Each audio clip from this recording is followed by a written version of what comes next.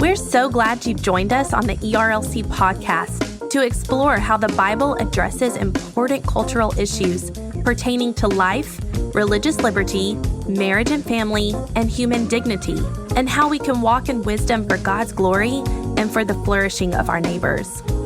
If you're enjoying this podcast and find it helpful, please leave a review wherever you listen. This will help more people find and benefit from what we're learning together. We are grateful for the time you take to join us for these conversations.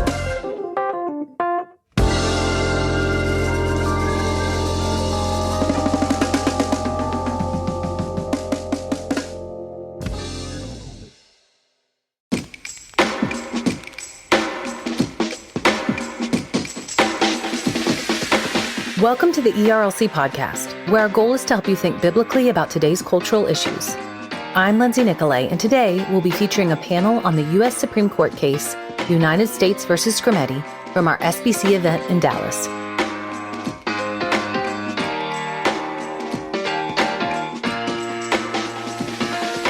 Before the Supreme Court rightly ruled in favor of a Tennessee law protecting minors from gender transition procedures, we hosted a discussion at SBC 25 to talk through this important case.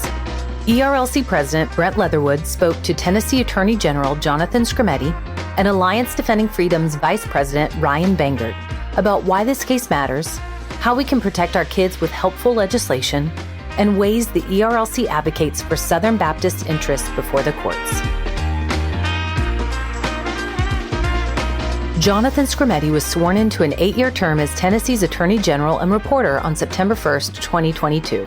Prior to his current role, General Skrmetti served as Chief Counsel to Governor Bill Lee and as Chief Deputy Attorney General to his predecessor. He lives in Franklin, Tennessee with his wife and 4 children.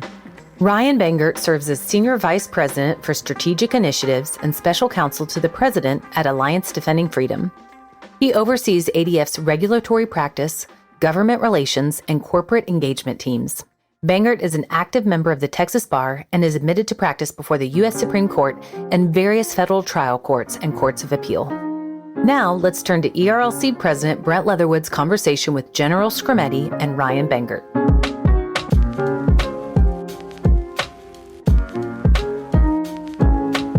Joining me on stage are 2 very good friends and partners for the work that the ERLC does.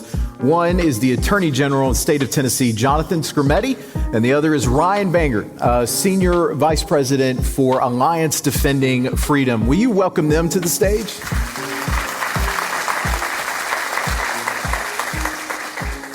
General, I have to say, between you and Dr. Davis, there's a distinct Tennessee flavor to this event, which makes me feel like I'm back at home. All right, so we mentioned that Thursday is an opinion release day. I just got to know.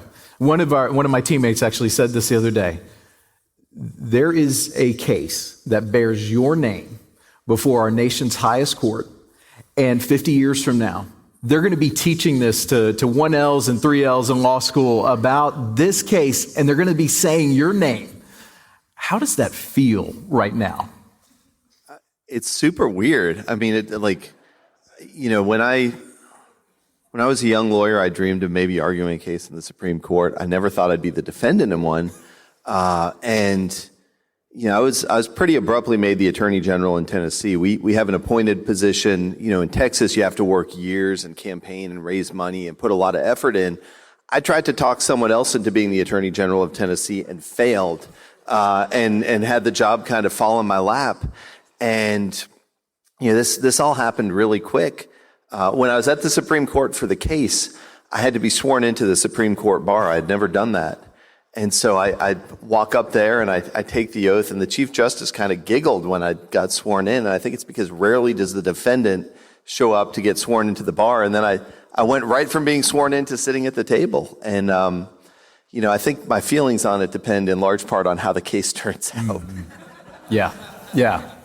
Well, I mean, it's a highly consequential case. It's going to affect. I mean, I guess we have to allow it may be a really narrow decision. I don't think so.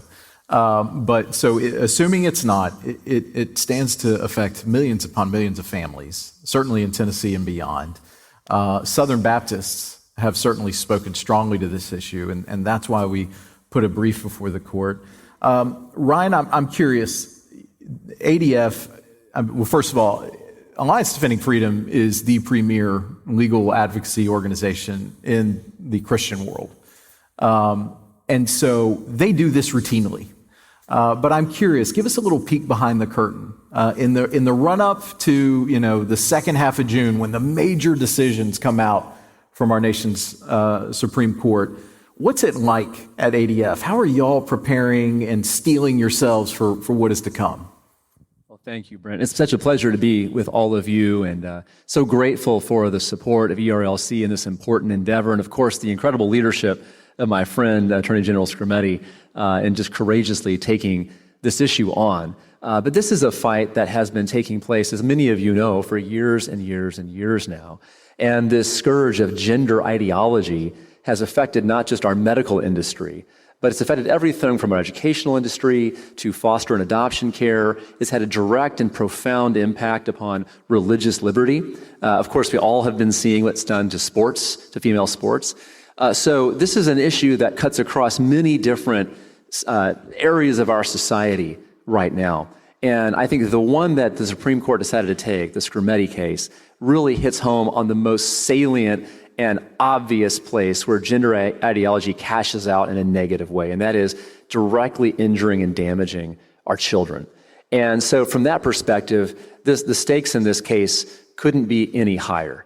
And as we're moving forward, I mean, this is really the result. This is not just, this case didn't just spring out of nowhere. I mean, this was the result of years and years of effort of laying the groundwork to make the legal arguments. Tennessee, of course, was the case that ended up at the Supreme Court, but there are several other states. 26 states have laws just like Tennessee's, and many of them are under attack right now from the left.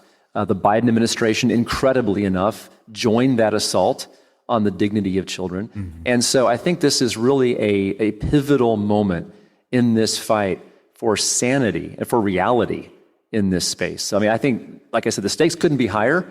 And so we are waiting pins and needles to see what the court does. Okay, so even grizzled veterans like yourselves, you get on pins and needles. Like, Kristen Wagner, who's the head of ADF, I think she might be the strongest woman in Washington, D.C. And so it's good to know that even y'all get a little case of the nerves. A few months ago, I was in West Tennessee, and I met with Dub Oliver, Dr. Dub Oliver. He's the president of Union University. And he said, towards the end of the spring semester, I would love to do an event with Tennessee's Attorney General. Do you happen to know him? And I was like, I know Jonathan, absolutely. I'd love to be there for it. And so we had the opportunity to have a conversation, not just about the case itself, because I really want you to get to know this man. Jonathan and I, we see each other around town in Nashville, and we have some dear friends each year that have a Christmas party. So our families always get together then. And so I just wanted you to get a real sense of who he is.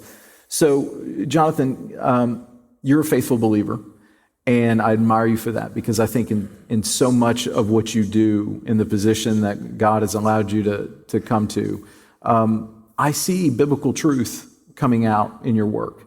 And so I'm just curious, can you tell our friends here, what it is about your faith that motivates you to do this work? Because it's very stressful work. It's very important work.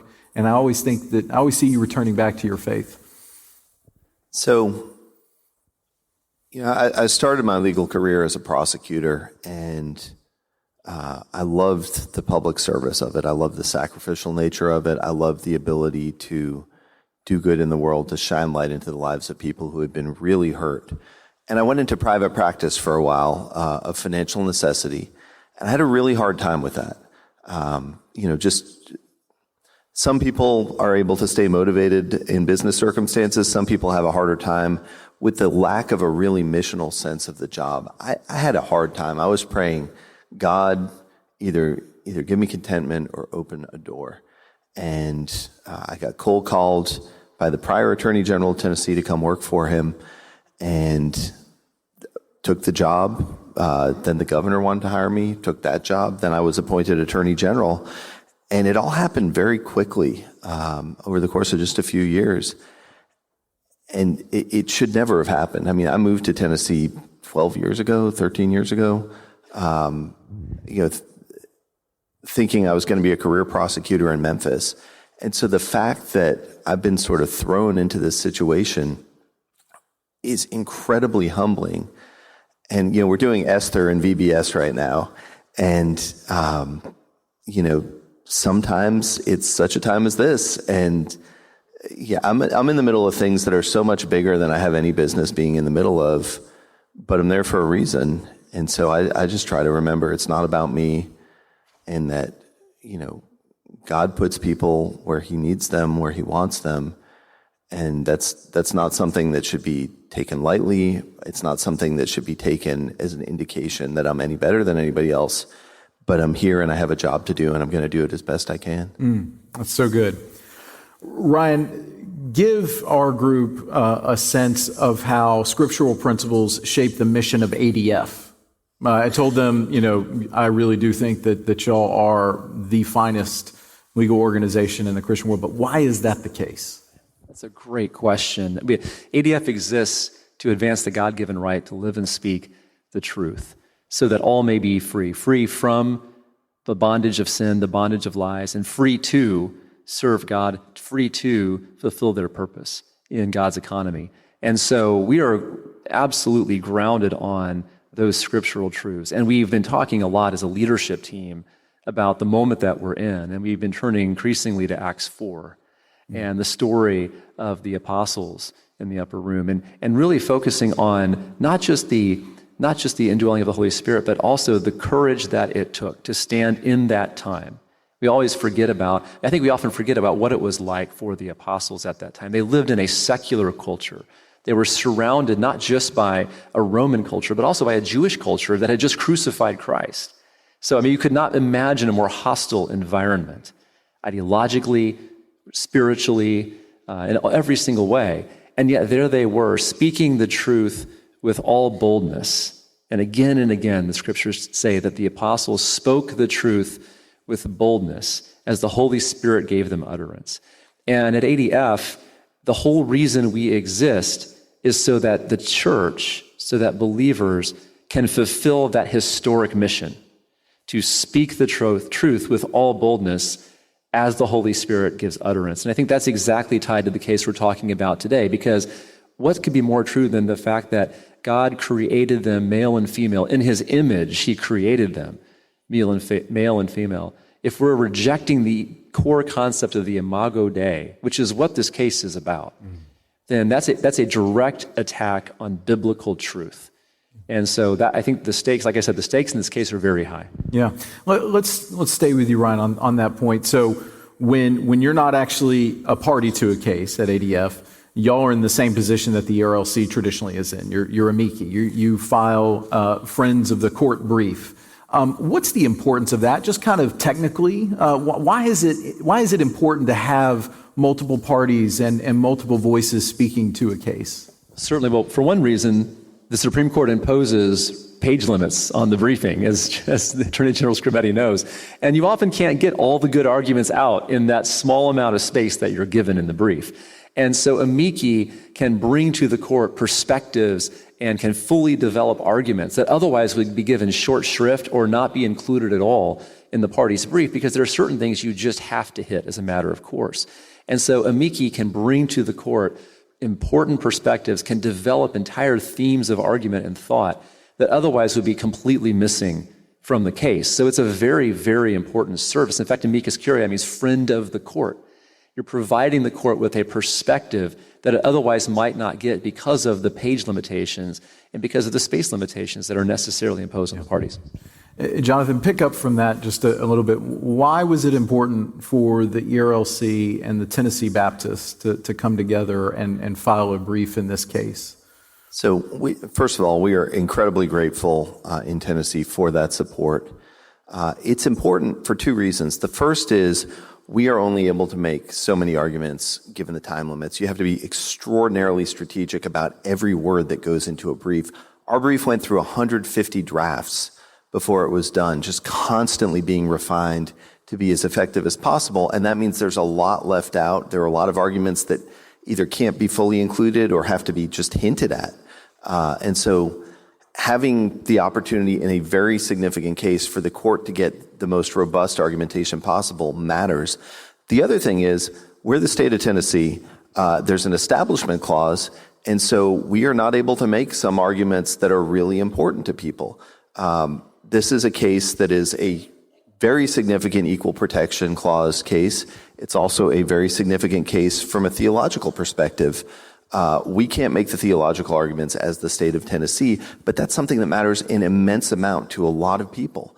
And so the amicus briefs allow a broad spectrum of people to express both why the case should come out a certain way, but also why it matters to them. And having an engaged entity like the ERLC, which I think is a particularly important voice for a large number of Americans, gives the court that perspective, lets those arguments be aired out, and allows the state of Tennessee to continue to be a pluralistic state, while at the same time making sure the court is exposed to some less pluralistic reasons for why this is a particularly significant case. Yeah. And I don't want y'all to miss this. I did say this during the first brief. Really, for the first time, we devoted real resources, and particularly for this case, to identifying a Southern Baptist attorney, a legal scholar who could present a constitutional argument before the court, and then inviting the Tennessee Baptists on. Traditionally, we'll be a part of a coalition, and we still do those. But I told the team I really want to devote actual money to identifying an attorney that will represent our views, consistent with Scripture, Baptist faith and message, resolutions on this particular issue. And ADF generally, when we do the coalition stuff, they help us link up with folks to make those arguments. But on this one, we went out, and also on the Paxton case, we went out to make sure that this was going to be a distinctively Baptist brief before the justices. And so I'm really thankful. You mentioned y'all had 150. I don't know that we had that many drafts for our brief, although I think our attorney was like, you're getting quite a few here on the mark. But anyway, so we're really proud of that, and we want to continue doing that. Jonathan, can you give a sense what started this case? Like, what was behind it to make the law be drafted, passed, and like what was the genesis of this? So I think the genesis of this was reporting that there were gender transition procedures being done on kids at Vanderbilt University Medical Center in Nashville. Correct. And our legislators immediately got very concerned about that. This case in Tennessee was originally known as the SB1 case because the bill that passed was SB1 HB1. It was the first bill introduced in each house. It was introduced by the majority leaders, Jack Johnson in the Senate, William Lamberth in the House. And they thought this was extremely important. It was a bipartisan supermajority that ultimately passed the law. They had hearings. They considered the evidence very carefully, and they decided that in Tennessee, kids should not be subjected to this because the evidence of positive outcomes was extremely limited. The evidence of negative outcomes was pretty significant. And despite sort of a medical/legal consensus that gender transition treatments are the appropriate course for kids who are having gender confusion issues, if you actually look at the research, the overwhelming majority of kids who have any sort of gender confusion grow out of it unless they're put on these treatments. And we were seeing countries in Europe, which are not Southern Baptist countries, right? I mean, like, people say, oh, this is just conservative propaganda. I promise you, the Scandinavian countries are not particularly susceptible to conservative propaganda, but the United Kingdom, Sweden, Norway, they were all looking at the evidence and they had embraced these treatments and they started pulling back saying, this is hurting kids. Now, gender dysphoria is a really serious problem. It is a heavy, heavy burden for people to bear. And there have always been people with gender dysphoria, and we should be compassionate toward them. We should be sympathetic toward them. It is a tough thing to deal with in life, and it should not be made light of. we have seen an explosion in the number of people who are claiming gender identity issues. There was a researcher in England who said there was a 4,000% increase over a 10-year period in the number of young girls who are looking for medical treatment for gender identity issues. And nobody knows why. It's inexplicable. It's a massive change. And these procedures, more and more, are understood to have lifelong consequences, not just the potential loss of fertility or the guaranteed loss of fertility, depending on what procedure we're talking about, but there are bone density issues that can never be fixed. There are cognitive developmental issues that can never be fixed. And kids can't give informed consent. When you're saying, well, you might lose the ability to have children, well, you might lose the ability to have intimacy, you can't expect a 13 or a 14-year-old to understand what they're giving up. And so it's really important where you have this massive increase in numbers, where you have these new treatments that aren't supported by evidence, where you have evidence that the evidence that is out there has been deliberately doctored to show that this stuff has a positive outcome when it doesn't. I mean, we know for a fact that there was political manipulation of the research that was being done here in a variety of ways. It's all on record. Alabama, Steve Marshall, the AG there, uncovered a trove of documents showing the administration and activist lawyers telling the scientists what to write in what was the gold standard for medical treatment for kids with transgender issues. These are times when a government needs to step in. So the legislature thought this is a really important issue where we have to protect kids from this unchecked momentum of an unproven approach. Ryan, as you mentioned other states that have laws just like this. So it's a majority of states that have this. I'm curious, as y'all are watching this case and you saw the oral arguments and then you see the feedback and the ways that it's talked about out in the public square, are there any sort of misunderstandings, misinformation about this case that you think are helpful for us to know as we think through it and talk to our neighbors about it? Yes, misinformation always. I think in the words of the great poet and philosopher Taylor Swift, why you got to be so mean? I mean, that, people keep asking that. Are we just being mean here? And I think Jonathan really hit that nail on the head when you look at the science. So interestingly, the case that the Supreme Court is considering right now doesn't delve into the science. The question the court is asking is this, and this is going to sound kind of nerdy: do we apply rational basis review or intermediate scrutiny review to this law? What does that mean? It means, are we going to allow the state to articulate a rationale for this law and go with it, or are we, the court, going to really dig in and force the state in a really rigorous way to justify what it's doing? And the way the court's going to decide that is whether or not this constitutes what they call sex discrimination or lack of equal protection under the Constitution. And I think we have very good arguments for why it's not. And I think those arguments are absolutely ironclad. But the misimpression I think that people get is, well, this is just sort of sour grapes, curmudgeonly conservatives taking away necessary treatment for youth who are struggling. And I think what Jonathan said is exactly right. Gender dysphoria is a real thing. There are thousands of youth in America today struggling with this painful situation. A lot of it, I think, is being brought on by our saturated social media culture. And there's a lot of science that's gone into that. But the struggle and the pain is real. And the question is, well, how do we deal with that in a way that's compassionate and biblical? And certainly as believers at ADF and at ERLC, we believe that the best way to help people is to point them back to the truth of God's design for who they are. That is compassion, that is truth. And the science, this is a beautiful thing, the science backs up the biblical story. God created us male and female. You can't change that. And when you try to use medical interventions to change that, increasingly what the science says in increasingly louder ways is that causes lifelong psychological, physiological, and relational damage.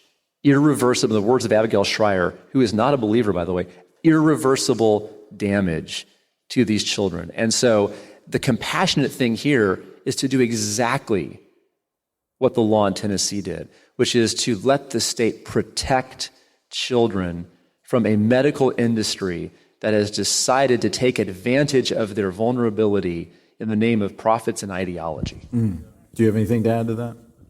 I mean, I would just echo, like, this is all about protecting kids. We are in the middle of a massive information / ideological / theological era that is very confusing and very fast moving and very complicated. But these are kids that we're talking about who don't understand the context that they're in, who don't understand the choices that they're being asked to make. And in a situation like that, where there's a lot of uncertainty, where there's a huge amount of risk to children, the government absolutely has a job to do to protect the kids.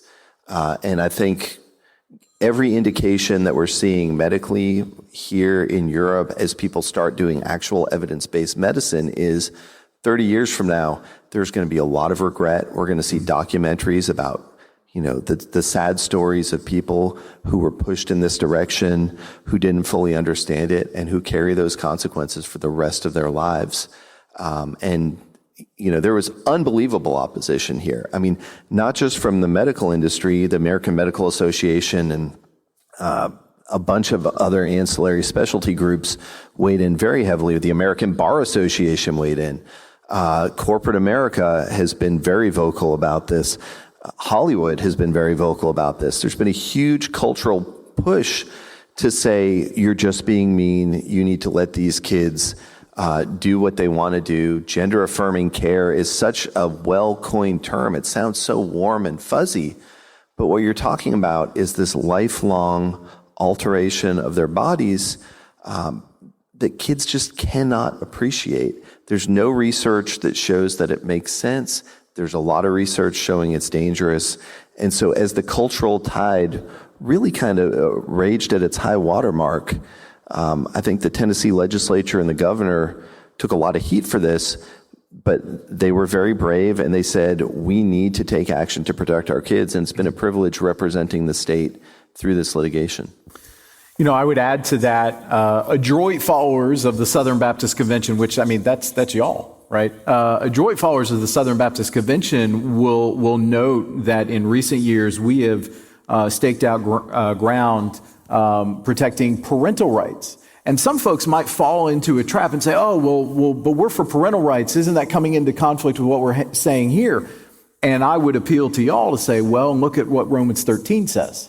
And we know that our Lord ordains the government to restrain evil and to do good. And so here we have instances where even parents are caught in this trap where they're thinking they need to take their kids to these clinics and have these radical, as you just said, life-changing, life-harming surgeries that are done to them and procedures that are done on them. And so we do believe it is appropriate, and that's part of what the argument that we made in our brief on behalf of the Southern Baptist Convention. We made that argument that, in fact, we feel it is appropriate for the state to intervene in those instances because children are being harmed. Their lives are being harmed. And there's an echo there with other arguments we make in another area, the sanctity of life. And so that's how all of this works together. So, knowing the stakes of this case, General Skrmetti, I'm curious, what does it mean to have your name on this case? Like, do you feel the weight of it? I mean, it's kind of awkward, honestly, because it's hard to talk about, because it sounds really narcissistic to say, the Skrmetti case, the most important case at the court this term, and it's this, landmark case. I mean, it sounds really obnoxious. The other thing is I have relatives who are on both sides of the political spectrum. On one side of the family, we are by far the most conservative people in the family. On the other side of the family, we're pretty close to the most liberal in the family. And I have some very enthusiastic relatives on both sides of it. And it's a little weird to be in the middle of it. And, a lot of people worked on this. I do not pass laws. I litigate, and I'm still kind of surprised I was the defendant in this case. But I'm not litigating on behalf of me. This is the state of Tennessee making a very well-reasoned determination that this is an important law despite all of the pushback and obstacles. And so it's a huge privilege to get to be the point of the spear of this. It was incredible to get to sit at the table in the Supreme Court for what is probably one of the most significant equal protection cases, certainly of the decade, maybe of my lifetime. And it's why people go to law school. I mean, you don't want to go to law school and do nothing with that degree. You go there because you want to make the world a better place. And I feel incredibly blessed to be in a position to lead the team fighting this fight. That's so good. Ryan, I know you can't forecast exactly what our justices are going to do. Who can? But just generally, can you tell, the vast majority of our folks here, they're pastors, they're ministry leaders in the local church. How will this decision, if it comes down, either in the way that we're praying that it will, or maybe even against us, just paint a little bit, what effect will that have on our churches? Yeah, that's a great question. I want to start off by saying I'm going to lobby for them to put a pronunciation guide in the textbooks so they can all get the name of the case right. But in terms of how it's going to affect you, you may be saying, well, look, there aren't that, maybe we don't have any or maybe very few people in our congregations, minors, who are struggling with this. Maybe this is a one-off situation. But this ideology, gender ideology, is embedded in a broader political movement that I would argue is anti-free speech and even in some ways authoritarian. And what do I mean by that? Well, look at when you speak a lie, and it's an obvious lie, men can become women, women can become men. The only way to back that up is by silencing critique. And that's exactly what we have seen all across the country from this movement. We've seen schools pass rules that force teachers to use whatever pronoun their students choose. We've seen states pass laws preventing Christian families, including pastors, from adopting children if they won't pay fealty to gender ideology and say, we will go ahead and we'll honor whatever gender identity these kids may have. We've seen a number of states, of course, the women's sports issue, but we've seen a number of states that have gone right at churches directly. And I'm thinking about Michigan, I'm thinking about Colorado, I'm thinking about the state of Washington, who have interpreted their anti-discrimination laws to say that, hey, church, if you have a hiring policy that prevents you from hiring someone who disagrees with your Orthodox Christian belief about gender identity, you're breaking the law. And we have cases right now in court contesting those kinds of laws. And so, yes, this case is very important for the health, safety of the children involved, but it's also very important in the broader scheme of things because this is part of a broader ideology that is authoritarian and totalitarian in its wake. And I want to draw really quickly to something that our previous speaker said. Think about what's coming down the pike because this gender identity movement is really transhumanist in its nature. It's a movement that denies the imago Dei. And we are seeing right now medical science. There was a Wall Street Journal article that came out. There's a new company now that offers a genetic test on IVF embryos. Yep. And they will test the embryos up to 20 at a time for 900 different conditions. And they will even test them for eye color, height, and IQ. They say we need to engineer the future of the human race. This is a profound denial of the imago Dei. And so I think this case is important, not just for the issues we're facing today, but for the issues we're going to face. We're actually facing that today, but we're going to face in 5 years. So I think this is really important for all those reasons. So this is our final question. I'm going to start with you, Ryan, so we can give the general the last word. What are ways that we can be thinking about this case before it comes out and really praying for it, for ADF, and then I'll turn it to you, General Skrmetti. Well, I am the vine, you are the he is the vine, and we're the branches, right? We can do nothing, but that's the theme verse of ADF. I think that should be the theme verse for all of our lives. Prayer is really the way that we come to the throne of God and make our petition known to him. And he ultimately holds the outcome in his hand. He is not going to be surprised by whatever the Supreme Court does, and we can rest in that. But I would just be ready to have good conversations with your congregants, good conversations with your fellow church members about what this case means, not just from a legal perspective, but from a broader cultural perspective, how we properly care for the people who are afflicted by the scourge of gender ideology. I would be ready to have that conversation. Hey, you know what? This law's been upheld. God willing, this law's been upheld. What do we do now? What's the next step? How do we show Christ's love and compassion to a hurting generation who desperately needs to hear his truth? Yeah, and I should point out, this is a little bit of a homecoming for Ryan because he's coming back to Dallas. He went to Prestonwood when he was here, so we're grateful to make that opportunity for you. And so, Jonathan, same question to you. As we lead up to this moment, how can we be praying for you, your teammates in your office that represented not just the state of Tennessee? I mean, I'm obviously proud of that, but you represented so many millions of people who are so deeply concerned about this issue. And so how can we be praying for you? And in particular, the inevitable, the world we live in, particularly in a prominent position like this, the attacks that will come. How can we be praying for your family and for you in this moment? Well, thank you for asking. Prayers for safety, of course. If we win this case, there are going to be some very, very unhappy people out there. Hopefully there aren't any serious security concerns, but I'm worried about that as a husband and dad. Pray for my team that, all of us, if we win gracefully in a way that reinforces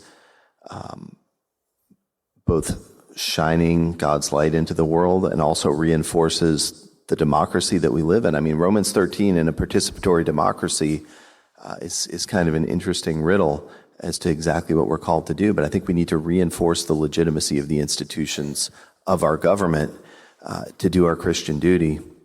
And so I hope that win or lose, we are able to do that, and that people are able to participate fully in airing the values that matter to them and putting them into action through political activity, not necessarily organized through the church, but each one of us as an individual voter has a right to have a voice. And if things matter to us, we need to make sure that we are acting on that.